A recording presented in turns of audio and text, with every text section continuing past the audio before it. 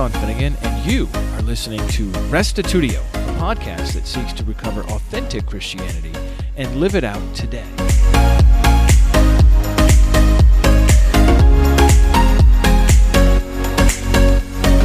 Today I've got a great interview for you with Sam, who asked me not to use his last name for fear that he will get kicked out of his current church. But anyhow, he tells his story of navigating evangelical Christianity as a biblical Unitarian. He talks about what it was like in participating in college ministry and in local churches, and sadly, how he got excommunicated from both. Now, as you might suspect, this kind of treatment drove Sam to question his non-Trinitarian beliefs.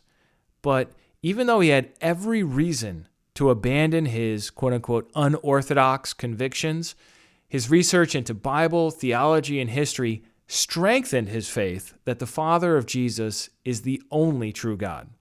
Now he has a YouTube channel where he interviews theologians, and recently he debated Chris Date on Preston Sprinkle's podcast, and he did very well against him. Here now is episode 367, Excommunicated for My Beliefs.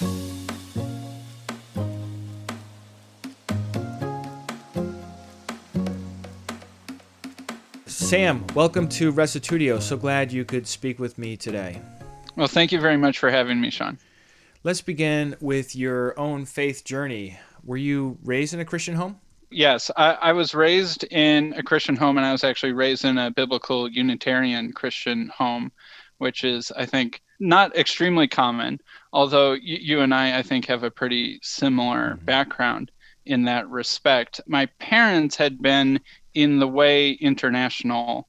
My dad starting in like the early 70s, and my mom after she met him sometime in the 80s. But I was born after Victor Werewolf died. And so my parents and some other people in the Chicago area, I live in the Chicago area, had already broken off from the Way International and were trying to create their own fellowship, their own church, and trying to figure out what that looked like and what was good about the Way, what was bad about the Way, how do we pick up these pieces and build it into something. And all of that happened, kind of right before I was born. So I grew up in a church that was basically a bunch of former Way people trying to figure out how to make it work. We were about, 50 to 100 people over the years, very tight-knit, all those sorts of things. So I grew up in that environment, which I think you can relate to more than just about anybody. What was it like for you? I mean, it was great. Yeah. I think that, it's wonderful to have a tight-knit church, right? To be able to go to church on Sunday and have people know your name, to have all these families that have such a shared history.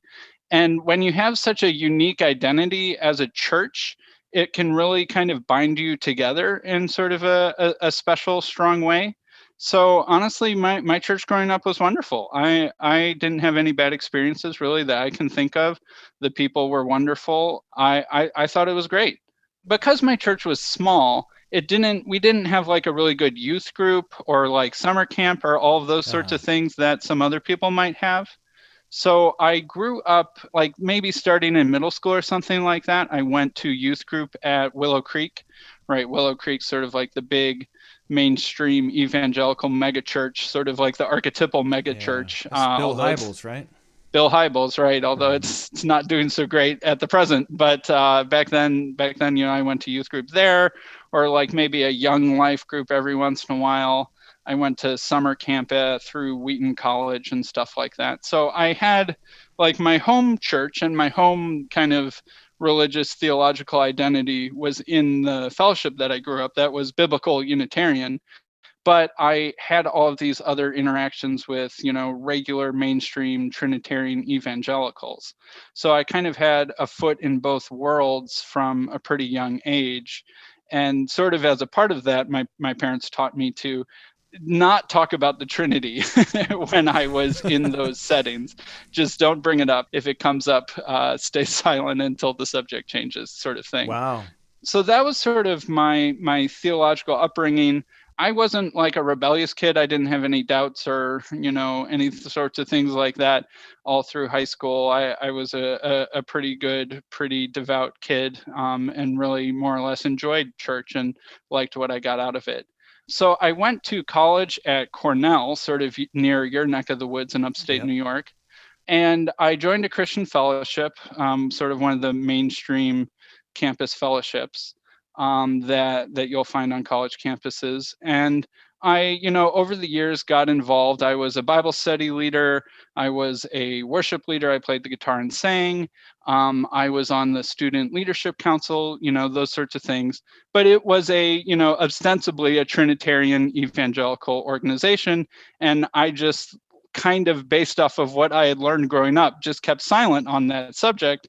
And as long as I didn't bring it up, I had no problem blending in, no problem, even more than blending in, being something of a student leader. My sophomore year of college, one of the other Christian fellowships had their president, I believe, come out as gay. And he not only came out as gay, but he took a boyfriend, and he wanted his Christian fellowship to affirm that relationship and that part of his identity. And that fellowship asked him to step down from leadership. They didn't kick him out, but he could no longer be the president, no longer lead a Bible study, stuff like that. And so I was kind of aware of that situation, but it was kind of hushed for a while. And then I'm not sure exactly how, but the Gay Straight Student Alliance found out about it and sort of made a big, scene of the whole thing. And there were really large protests on campus, like hundreds or even thousands of people protesting, angry editorials in the student newspaper, all of that sort of thing that you can kind of imagine, basically saying, how dare this Christian fellowship be, so closed-minded to kick someone out? Although that wasn't in my fellowship, but what happened is that all of the other Christian fellowships were like, oh man, we need to make sure that doesn't happen to us. So they had my fellowship had all of the leaders sign a statement of faith, which we hadn't been asked to do before, right? I had managed to find my way into these positions without ever agreeing to sort of any, statement of faith or anything like that. And so suddenly there's this piece of paper put in front of me that has, 10 propositions or whatever, and 2 or 3 of them are, very Trinitarian. And I told the student leader, or not the student leader, the staff leader, the sort of campus minister, that I was like, I can't sign this. And he's like, well, why not? And I'm like, I don't believe in the Trinity. And he's like, what? Like it was such a shock to him that someone, because he had known me for 2 years and he trusted me and stuff like that. So like, how could someone have that strong of a faith and, be that reliable as a student leader and all of those other sorts of things? And then only later to find out that he disagrees with what they view as like this bedrock doctrine. And so eventually, after some hooing and hawing, I was kind of forced to step down from my leadership positions. And that was one of those times where I really had to kind of struggle with this split identity thing for the first time. Like up until then, it had more or less worked, mainly just because I was quiet about it. Right. As you can imagine, as you know, like growing up in that sort of post-way environment, there's a lot of, what pieces were good, what pieces were bad, what do we want to hang on to, what was off base, what was right. For whatever reason, the Trinity, or believing not in the Trinity, just always made sense. For all of the other things that maybe I might have changed my mind about, that one I never did. And so kind of after that incident on campus, I like kind of delved into the subject in more detail than I ever had before in my life. That's what got you started on deepening Right. your knowledge. Interesting. Right. So I'd like, I'd always remembered what I had been taught, but I had never really gone beyond what I had been taught myself, I guess. And so I started reading like church fathers and, kind of, read Augustine and, those sorts of things to just try and figure this out. And if I'm honest, I think there was part of me that was hoping to be convinced by the Trinity by learning more about it. But if anything, the opposite happened, really, in terms of just like, this doesn't make sense. The history of this is a little bit fishy. The Bible just really doesn't teach this. it just really makes so much more sense from the biblical Unitarian perspective. The history seems better. I can't help but come to a different conclusion the more and more I look at this. And I spent more time reading Trinitarian stuff than Unitarian stuff, because there's more of it, at least. Yeah. And even then, it seemed false. It seemed off, I guess. So that's sort of the gist of my identity in a nutshell. Anything else about your background that you think would be relevant before we go on to talk about the YouTube channel? I could talk about getting excommunicated the second time, but oh yeah, let's do that. Yeah, sure, let's do that. All right, that actually is kind of an interesting story. So that was the incident in college, right? That happened when I was about 20 or 21 years old. Uh-huh. And so maybe about like 6, 7, 8 years later, I have since, graduated from college. I've gotten my master's degree. I've gotten married. I'm back living in the Chicagoland area near where I grew up. The church that I'd grown up with had kind of more or less dissolved into not existing anymore. It had sort of declined in numbers over the years, and it eventually declined in numbers to the point where it really wasn't viable anymore. So by the time I moved back to Chicago, I had been gone for, over 10 years. I'm in like sort of the weird place where I'm back home, but I need to find a new home church. And my wife, she didn't come from a Unitarian background. She came from a Trinitarian background. So, and she was still sort of wrestling with this question, I guess, at this time. So we kind of had a difference of opinion on this question in our marriage. So we decided to go to like sort of a standard evangelical Trinitarian Bible church near where we lived in the suburbs of Chicago. And we had been going there for a year. We had been in a Bible study. We had made lots of friends, all of that good sort of stuff. Had a perfectly positive experience at this church. I had, never brought up this Trinity question like I was sort of used to being able to do. And so at one point, the pastor asked for volunteers for the worship band. I'm like, well, I can play in worship bands. I haven't done that since college. If they need some volunteers, then I'll go ahead and volunteer for that. And so I put in my name, and sort of after a series of events, they were going to make me sign a statement of faith again. And so I sort of preempted that conversation before it even got to that. And like, look, I should talk to the pastor and just sort of lay this on the table instead of surprising him with this before we get too far along. And so I met with the lead pastor and one of the elders at a Starbucks and sort of laid out my position. And they're like, well, never heard of that before.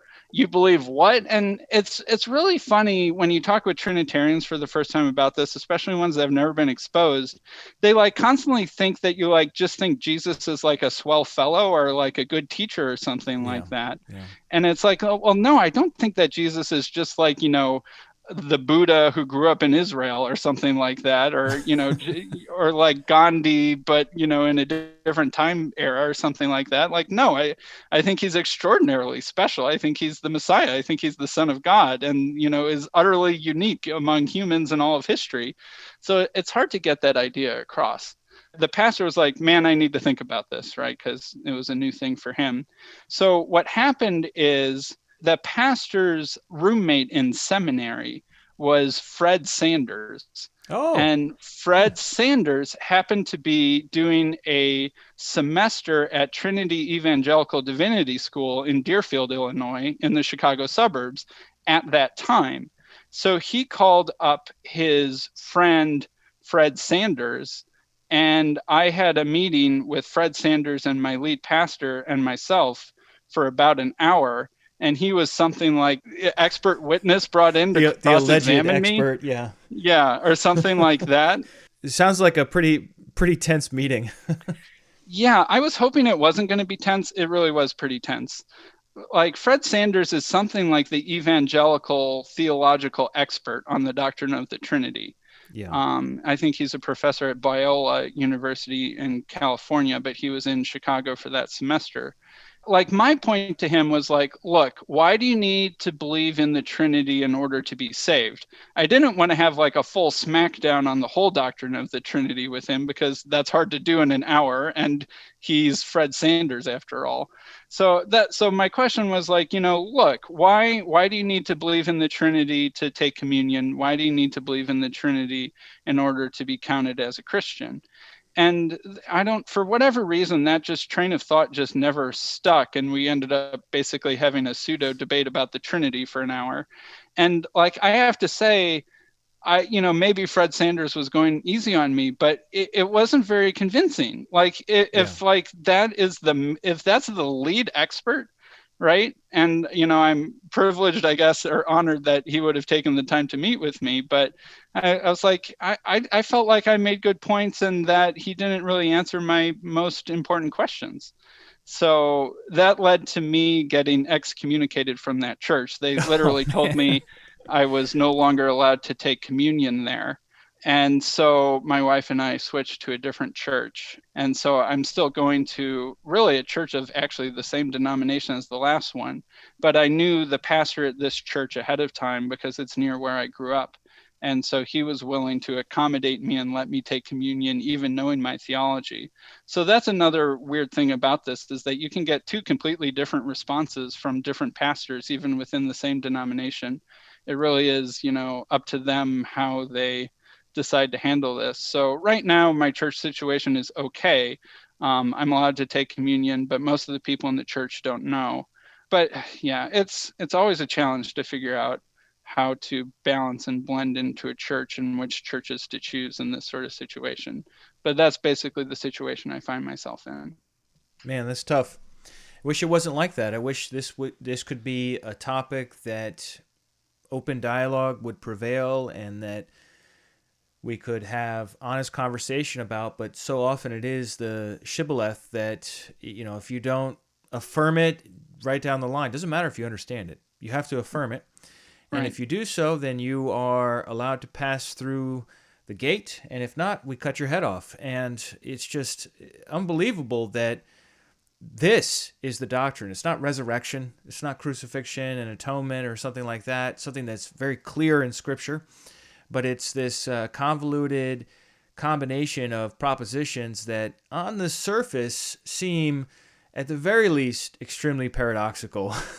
Yes. So and yet, we all have to sort of cross our eyes and be like, I believe that, I believe those creedal statements even though I don't understand them. And then somebody pats you on the head and you can play in the band or whatever.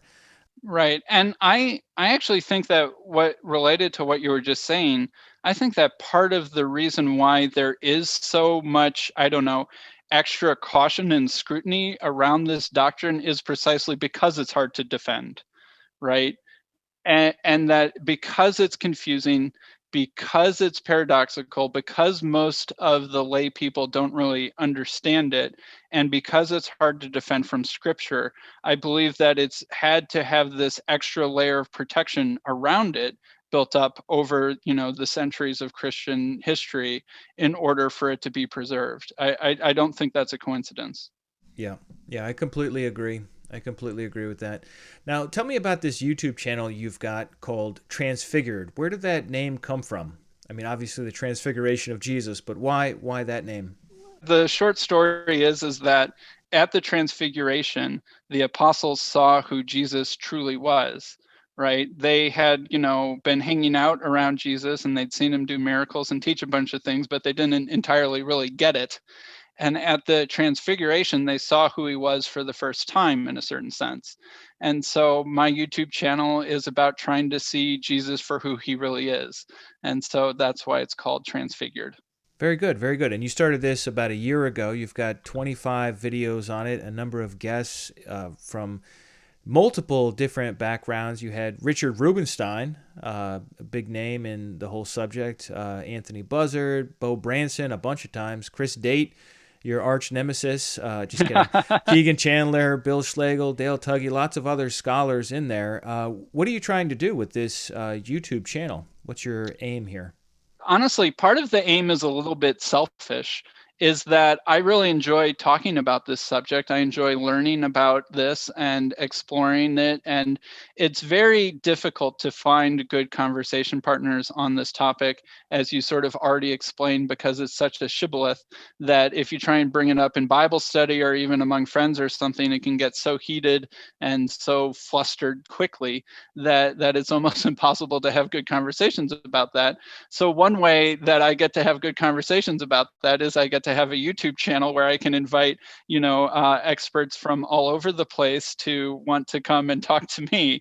And so I really get a kick out of that. I really enjoy that aspect of it. So there's some part of it that's almost purely for self-enjoyment in that reason.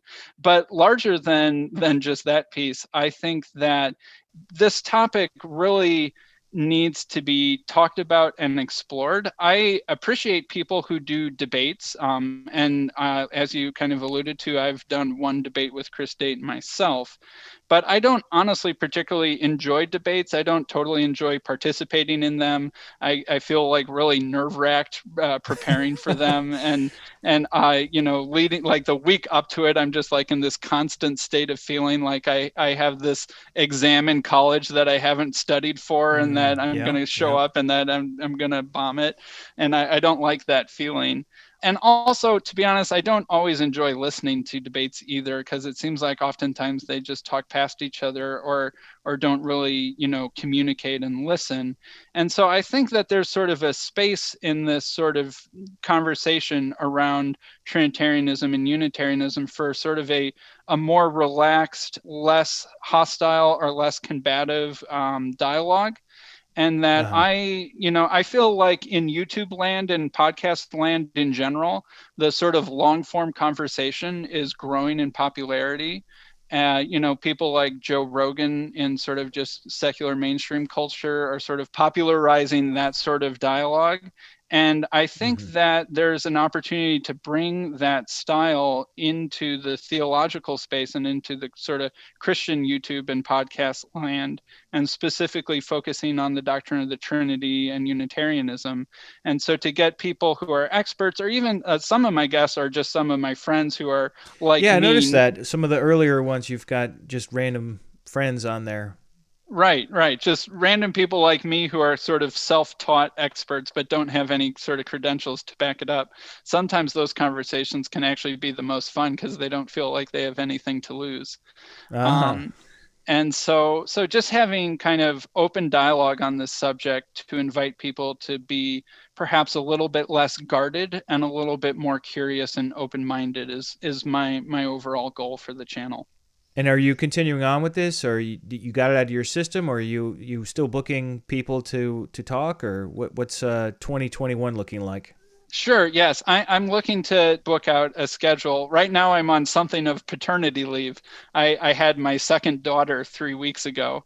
So Congratulations. I have, well, thank you very much. So I've been a little bit preoccupied with that, and my ability to read books and invite guests and prepare for conversations has been a little bit hampered. But maybe in another month or two, sort of in the new year for 2021, I'll be back up and running. And I try to have a guest on maybe once a week, once every 2 weeks is sort of about the schedule that I can handle. Oh, very good, very good. Let's talk about the Chris Date debate. How did you manage to score a debate with Date? Sure. So I have to give credit to my friend Luke Thompson. Luke Thompson's been on my channel twice, I believe. He is a good friend with Preston Sprinkle, and he is also a friend of Chris Date. The common connection between Chris Date and Preston Sprinkle is that they're both into the doctrine of annihilationism or Uh-huh. conditional mortality. Yeah. And my friend Luke Thompson was into that for a while. He's a universalist now, but he went to the all those conferences and stuff that they had together, so he knew them both personally. And he just wanted to get me in front of Chris Date to talk about this subject. So he sort of tugged at Preston to host a conversation between both of us. And Chris was also game because his book with Dale Tuggy was coming out. And so I'm sure that he wanted a little bit of extra or publicity and awareness of that too. Preston Sprinkle has a lot of followers, right? Preston Sprinkle has a lot of followers. I'm not sure quite what his audience was. I would guess that he might average something in the thousands or even low tens of thousands of views per podcast. Yeah. And just for those of you who aren't familiar with Preston Sprinkle, he co-wrote a book on, what was it, Hell with Francis Chan. Yeah, and, that's sort of one of his biggest claims to fame. Yeah, and then famously changed his mind about hell after he wrote the book. Right. Yes. And he's got a great book called Fight about nonviolence that I have seen as well. So he's an interesting guy, but he doesn't usually do debates on his podcast. So this was really kind of different for him. Yeah. It was. I think it was different for all of us, except for maybe Chris Date. Chris Date debates in his sleep. Oh my goodness. Yes, he's quite good at it. So yeah, it was different for Preston because Preston's a little bit more like me, I guess, in that he really likes long form conversations and digging into difficult topics, but in sort of a calm and interactive sort of way. So this was a little bit different, and it wasn't like a full debate where there's like 5 minutes for your introduction and your opening statement and your rebuttal and your counter rebuttal and all of those sorts of things. It wasn't exactly like that. It was a little bit in between a conversation and a formal debate, which I thought it worked pretty well. Yeah, it was really interesting because there were formal components and timed opening statements for sure. Then there would just be random conversation mixed in. Like, oh, yeah, you did a good job with that opening statement. Just a little back and forth. And then Preston would just randomly change the topic to something else and then come back. And then it would go formal again. So it was really an interesting kind of a hybrid model. I wonder if we could talk about that debate just a little bit. Sure.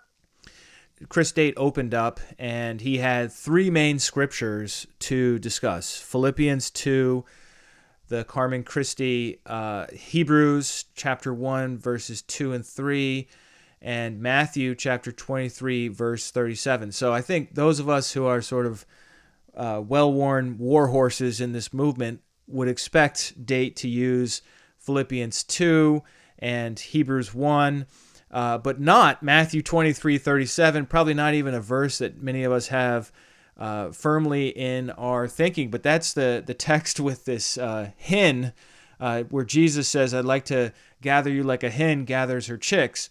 And maybe you could summarize Date's argument, like why does Jesus talking about wanting to gather Jerusalem like a hen mean that he's claiming to be God?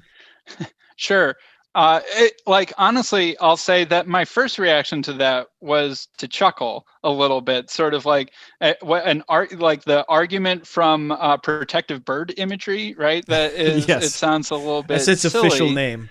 Right. Yes. The argument of avian protectorate, or and so it sounds a little bit funny at first, but I have to say, Chris Date is a sharp guy, and he does his homework. I think that a very important lesson that I've learned from all these conversations is that even when a guest or someone you disagree with says something that seems a little bit ridiculous to you at first, it's wise and prudent to take it seriously, to assume that you're actually the one who doesn't get the importance of what's being said instead of them. And that if you have that sort of more humble, respectful approach, that you can actually learn more that way. So I will say that Chris's argument is something like this. There's, I think, 6 or 7 passages in the Old Testament that use some form of protective bird imagery, where either a mom bird or some other sort of bird is giving protection over something. And that all of those references in the Old Testament are to God. And there aren't any references like that to, I don't know, a king or the Messiah or a prophet or what have you. Even more than that, if you look in the culture of the time in sort of the ancient Near East, that the bird imagery is often commonly associated with divinity, right? Like you can think of like the Persian, eagle that has its wings out, and it's sort of associated with like the Zoroastrian god and a bunch of things like that. And so what Chris Date was saying is that sort of protective bird imagery was sort of in the consciousness and culture of the time as something that would only be invoked about deity.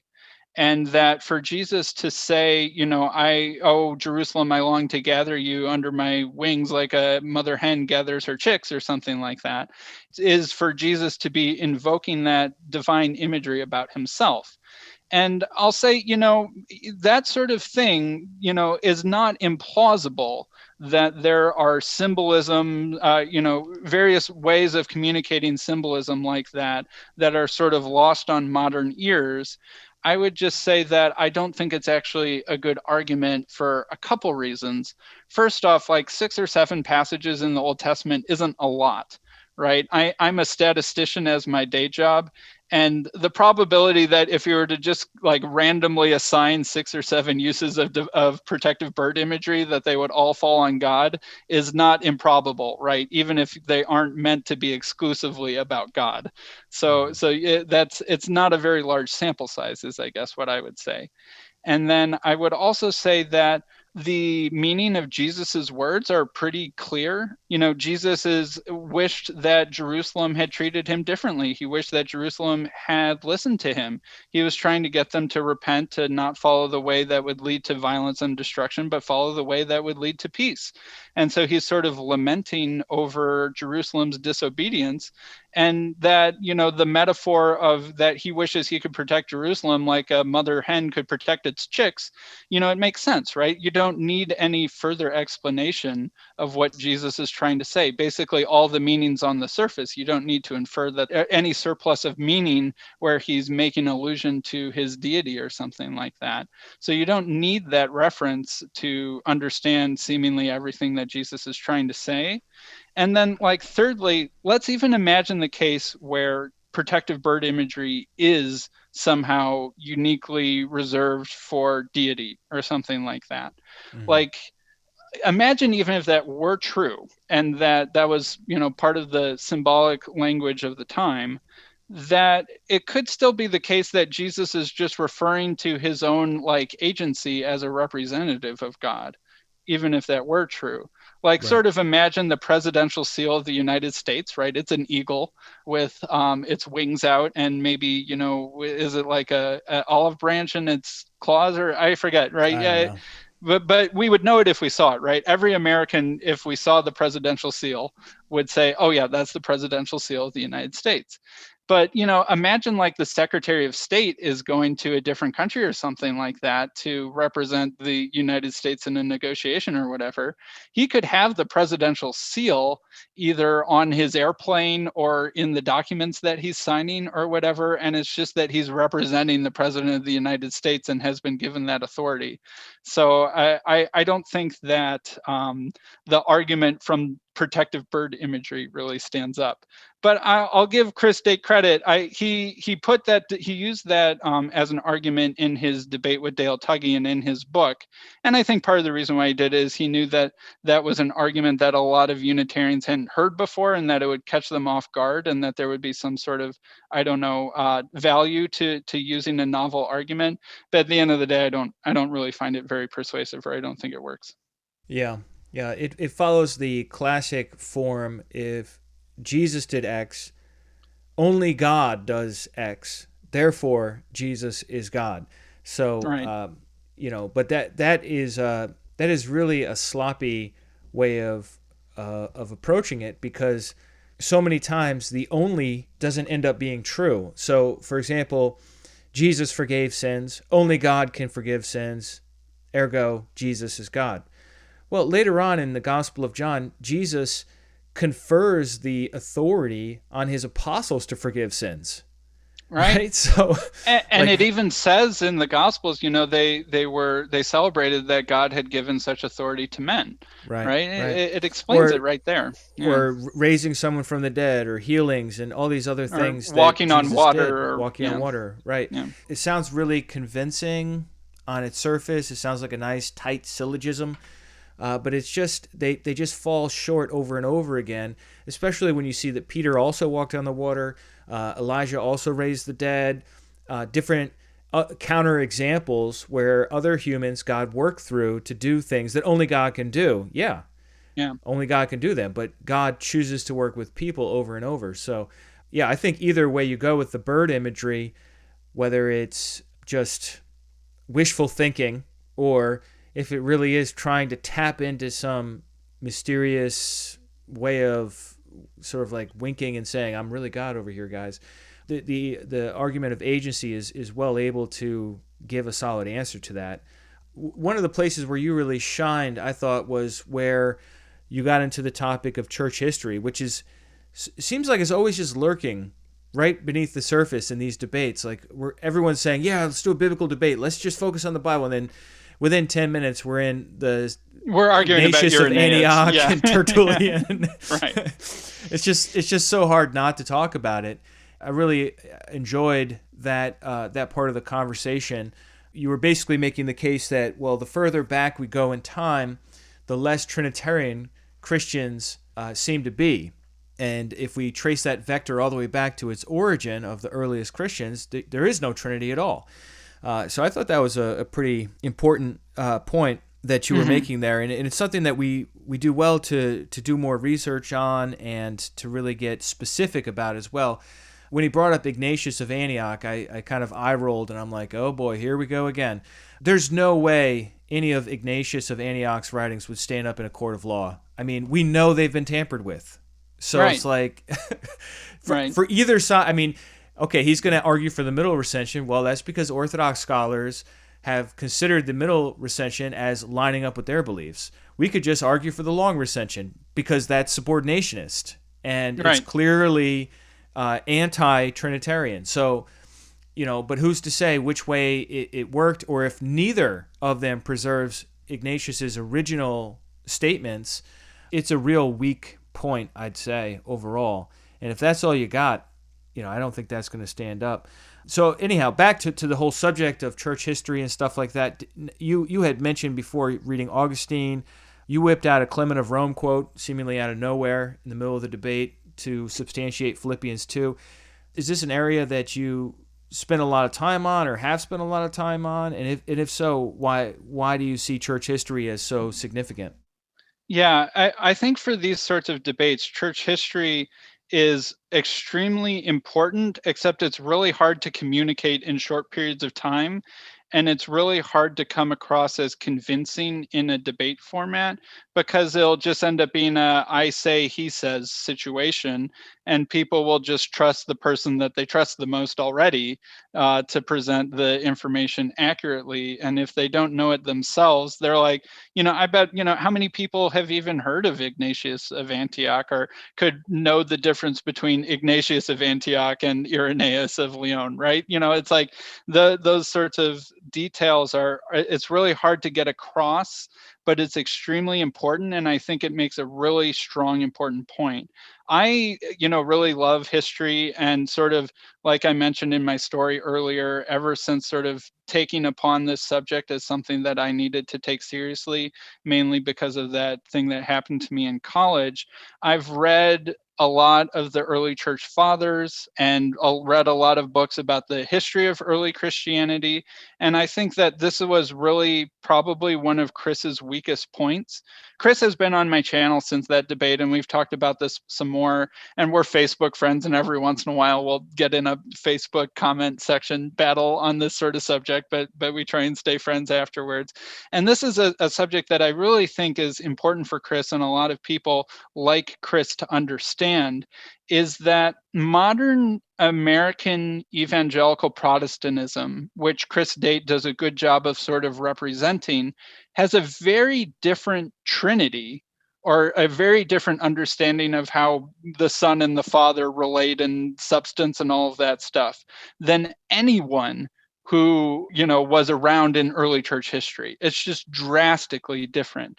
And another thing that is really common and frustrating in these debates about the Trinity is that we'll start talking about the Trinity, and then once you push them on the Trinity, then they sort of retreat back into arguing for the deity of Christ.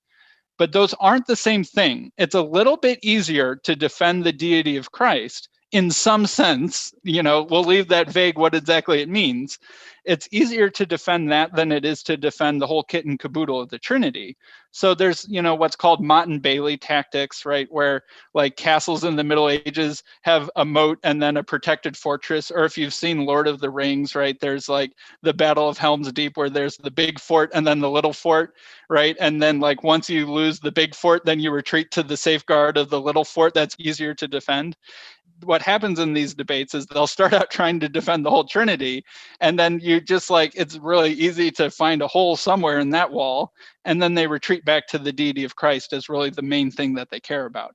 And then you end up focusing on that subject. I would say that, yes, many of the early church fathers that we can see, like Ignatius and Irenaeus and some of those, Clement of Alexandria, etc., believe in some amount of divinity and deity to Jesus. And that's pretty clear, and it's easy to find quotes from them that say that. But with their understanding of how that worked and their understanding of exactly in what sense Jesus was divine and in exactly in what sense that related to the Father and God and all of that stuff is just so very, very different than modern evangelical Trinitarianism. And it's just really hard to get them to see that. And it's like, there's no one who thought like Chris Date that God is one being and there's three persons who subsist in the one being in the way that Chris understands it till like the 1800s. I actually think that that's like a Calvinist development that happens in reaction to Unitarianism inside New England Congregationalism. So I actually think that Chris Date's form of the Trinity is a reaction against biblical Unitarianism, an ironic thing that I haven't convinced him of, but I think if you would look into that, that's true.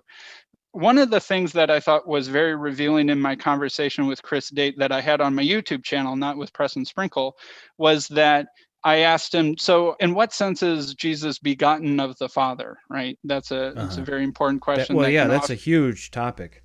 Right, it's a huge topic.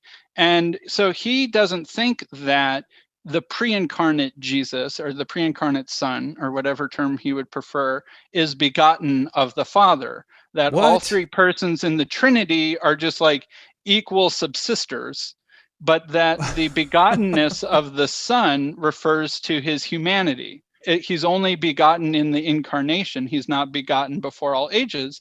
And like, if he had said that at the Council of Nicaea, total heresy. Yeah, they would have thrown him out the door, right? Even the Arians would have been mad at him, right? Everyone would have been mad at him for that. Right. And so every church father would have found that to be just a repugnant idea. So it's amazing how different his theology is from the early church fathers, and yet he can't see it because they say that Jesus is God in some sense. So he just assumes it's in the sense that he means. And that's really, I think, one of his biggest mistakes, if I had to be honest. Well, I'd love to talk more about the debate, but I think we do have to move on. I will just say that Sprinkle's arguments were by far the weakest of anyone. He cited the Elohim plural form, which is just like, my goodness. No one does that. Like even Date wouldn't do that, or even Brown, Michael Brown wouldn't do that. That's just been totally given up because the plural form Elohim, it's used of singular gods, right? Like Dagon is called Elohim. So you can't say that every god in the A&E ancient Near East has a mysterious plurality. Right. Genesis 1:26, let us make man, same thing. It's like that's been totally debunked. Actually, Peter Gentry in his magisterial book, Kingdom Through Covenant, deals with Genesis 1:26 at length, and he doesn't in any place go to the Trinity there because he's just like, that's not what this is. And he believes in the Trinity. He's very strong. He's a Baptist, And then his other argument was from Daniel 7, saying that the Septuagint hints that somehow the Son of Man just is the Ancient of Days. Well, not if you look at any translation of the Septuagint, whether the old Brenton one or the new, it's called like NETS, New English Translation of the Septuagint. And no early church father thought that or anything like that. And besides that, we all believe in Hebrew primacy, right? So, like, why would we take a obviously, secondary, a derived reading, unless there was a problem with the Hebrew text, right? But I don't think there is any indication of that. So I was really, really surprised at how weak Sprinkle was on the whole. I mean, I'm sure he was trying to like help out, but his arguments were just like really unconvincing. Yeah, they were very beginner level stuff, and I would think like Preston Sprinkle is a very smart, very open-minded, curious guy. He's very fun to talk to. I enjoy his podcast a lot, and I really admire how he was open-minded to really research the topic of hell and let his investigation actually shape and change his opinions. I really admire anyone who does that. I would hope that Preston Sprinkle in the future would pay the same level of investigation and attention to the doctrine, the Trinity or Unitarianism, as he has paid to the doctrine of hell, and that he would approach it with the same level of biblical respect and open-mindedness. And I bet that he would probably find that to be a very enlightening experience. Yeah. So what has the aftermath been of this debate? Have you had much conversation or heard much from people that it changed their mind one way or the other, or it brought up the issue where it hadn't been there before? I didn't hear too much. I sent it to a bunch of my friends and stuff like that. And the main feedback I got is that they liked my demeanor better than they liked Chris Date's demeanor. Well, that's a big part of it. Yeah, but they were already my friends, I guess. So I don't know if they're a representative sample. But I didn't really get any, I don't know, fan mail or anything like that. That was people, being like, "Oh, wow, I'd never heard or considered that before." I don't know if Preston did or not, but I didn't get too much feedback from that interview, honestly. Okay. Now, what are your plans for the future? Are you looking to get into more debates? Are you going to develop a website? You mentioned you're working on more YouTube videos, but is that pretty much the extent of what you're working on now?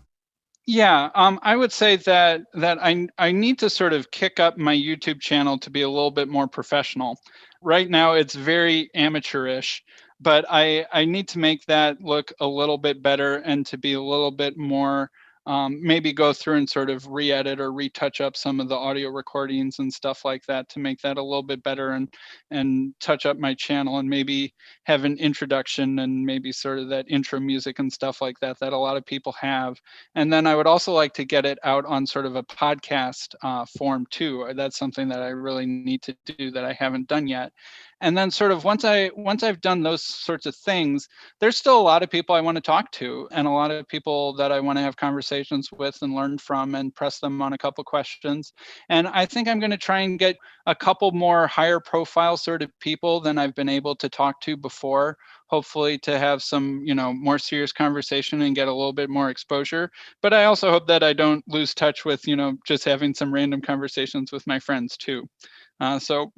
So that's really sort of my goal for the YouTube channel. And maybe I'll make a website or a Facebook group or stuff like that. Although I have like no desire to be a Facebook group moderator. I have the world of respect for you guys that have taken that on, but I have no desire to do that. Let me ask you this, just to kind of a out there question. If you could snap your fingers and change one thing about the BU community, the Biblical Unitarian community, what would it be? Whew. My concern and my advice would be something like this. I don't find it as engaging or helpful when biblical Unitarianism constantly defines itself as being against Trinitarianism or something like that, where it's like, oh man, we're smarter than them, we have better arguments, come join us, group of renegade rebels and stuff like that. Because honestly, what it sort of reminds me of atheists who like, oh, you had a bad experience in church, but now we can induct you into our group of smarter people who see all the problems with, Christianity, and you can be a smart, snarky atheist and make smart, snarky online comments with us, and feel part of, the enlightened, edgy, rebellious, fringe or something like that. I sometimes see that parallel a little bit between the sort of online biblical Unitarian community and the atheist community. Because really, I think at the end of the day, what I would want, if I could snap my fingers and change something, is that we would be a community that is more compelling not just in terms of having good arguments, both philosophically and exegetically, but also that our churches were healthier and that it looked like it was a more spiritually enriching place and community, and that we had some sort of, I don't know, energy and growth and just evidence of God at work in our community that people wanted to be a part of, and that it was connected to the doctrine of Unitarianism, but it wasn't just some sort of snarky sense of intellectual superiority, because we need to appeal to all sorts of people really in order to build a healthy church that'll last generations and grow and do God's work. That's a great answer. Thank you for that. I think you're right. It's easy to get puffed up and say, oh, well, I used to be clueless and now I've seen the light, but then, not engage in any kind of community and not be the church that we're called to be in the scriptures. For a lot of BUs, you can understand why it's so difficult with your own experience, is that unless you bite your tongue at every turn, you get found out and you get kicked out. It makes it really hard to participate in evangelical institutions. It's very limited what kinds of fellowships and churches are around, at least in the United States. It's something that I'd like to see continually grow over time, that there would be more and more physical community for people. But in the meantime, there's lots of virtual groups that people can join in on, and they're not, hey, let's talk about how the Trinity is dumb. No, they're just like normal Bible study groups. And so I appreciate you mentioning that. Anything else you'd like to mention as we close out here? Well, I'm really encouraged by the work that you're doing and your church and your community, that you seem to be doing exactly what I was hoping to see more of. So I'm wishing nothing but growth and success for you guys and praying for you guys. And I've really appreciated getting to talk with you. And I feel like we have a similar background and can understand each other pretty well. And it's sort of a rare thing to be able to have and to find. Yeah. And we met on the field of battle, if you recall, initially. Yes, we did. Ultimate Frisbee. And I was like, who's that tall guy over there with the disc in his hand? And that's how we originally came across each other. Yes. Playing Ultimate Frisbee. Yeah, we converged.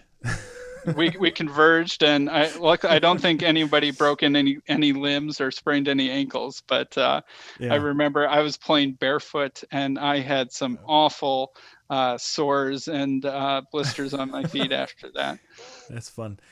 All right, well, thanks so much, Sam, for your time today.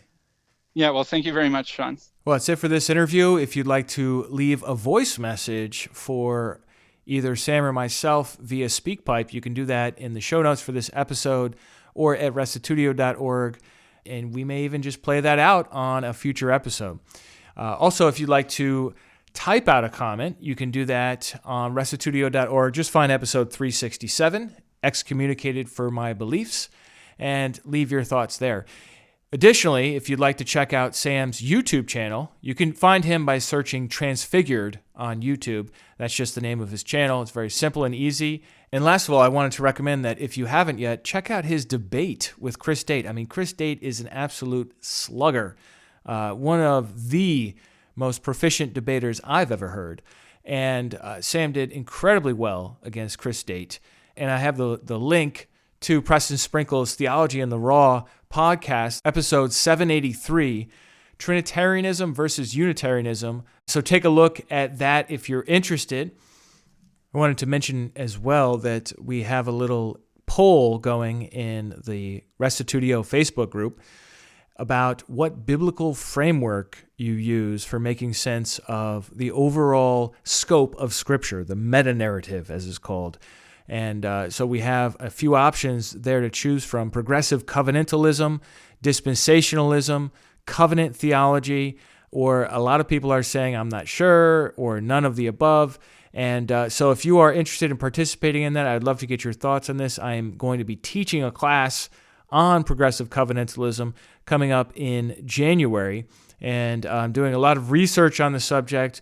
Would love to see where you line up as a Restitutio listener and what comments you have or flaws you see in the various different frameworks that people use to make sense of Scripture. So take a look at that if you are a Facebook user. That's it for this week. If you'd like to support this ministry, you can do so at restitutio.org. We'll catch you next time. And remember, the truth has nothing to fear.